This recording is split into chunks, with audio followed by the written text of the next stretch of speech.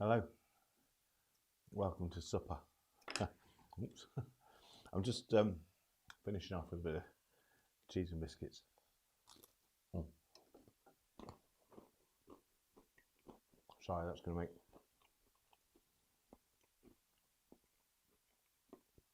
horrible eating noises.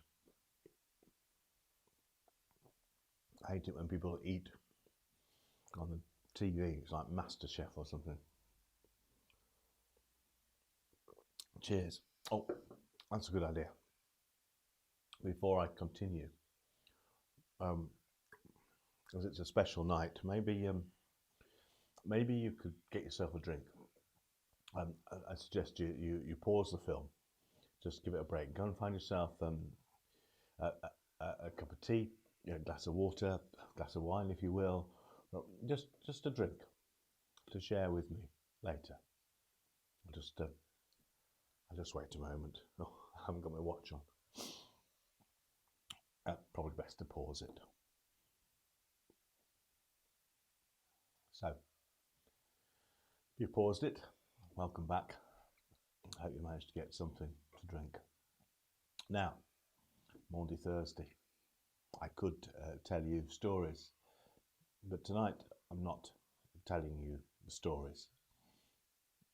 I could tell you of the upper room and the gathering of the disciples with Jesus. I could tell you about their conversations. I could tell you about how Jesus made them all deeply concerned because he talked of betrayal. He talked of one of the disciples handing him over to the authorities, and he dipped his bread in a bowl, and Judas was clearly identified as the one who was going to turn him in. Now, there are some Gospels, Luke, I believe, where even at that dinner table around the Last Supper, the disciples were still arguing about who was the greatest. And then there are stories in John of Jesus bending down, taking off his robe and getting a towel and washing the disciples' feet, and Peter objecting, and Jesus trying to explain how he was showing them an example of being a servant, and Peter was having none of it, but Jesus trying to get him to understand that if he was going to follow Jesus, if he was going to be part of Jesus' ministry, then he needed to become the servant of so many. And then, of course, there are the stories of Jesus taking bread and breaking it, sharing it out, saying to them, "This is my body." And then he pours out a cup of wine and asks them all to drink from it.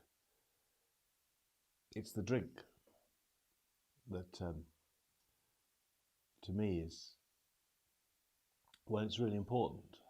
And not just because of all the sort of church history and the theology of communion that was laid over on it. Jesus pours out the wine, hands it to them, and says, "This is my blood of the covenant." But for me, it's an emphasis of where the my is. It's as if to say, this drink that I share with you, this is my blood of the covenant. You see, the blood of the covenant was a sign of the agreement that the people of Israel had with their God.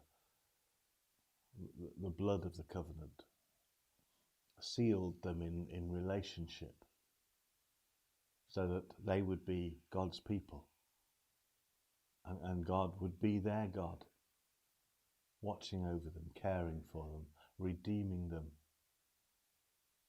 setting them free to be a people.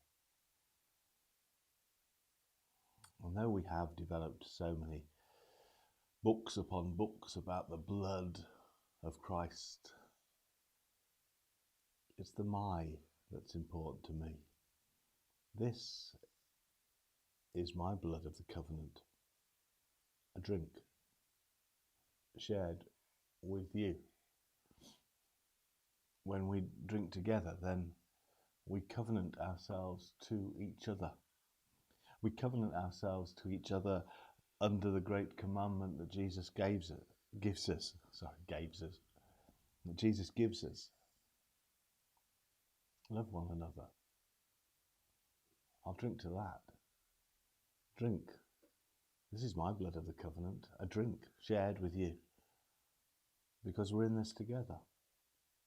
Here is my body, and this is what seals our covenant, the fact that we drink together. So drink together. Drink with me. Love one another, as our Lord commanded. Love one another. And as we eat together, either alone or together, we remember him. We remember that we are his. We are his body. And though there are stories to come about gardens and arrests and torture and execution, we are his body. And that body will rise.